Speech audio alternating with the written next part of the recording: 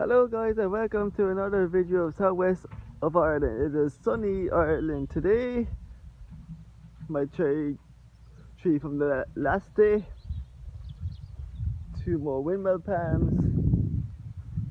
This new addition, the radical palm, and as you can see, it's starting to get some seed spikes.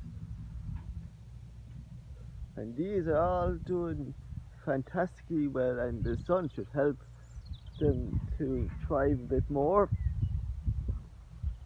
And this windmill palm has got a bit taller. Phoenix is getting a bit bigger. As you can see, it's starting to get a pineapple shape. And my Buta is doing very well. My fern is doing well. As you can see, it's getting more fronds.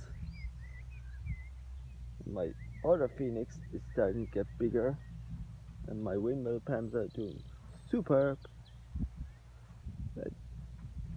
and my bamboo are doing quite well. You can see it's starting to look a bit like a rainforest.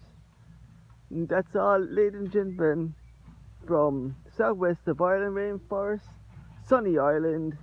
Thanks for watching, and I will see you next time.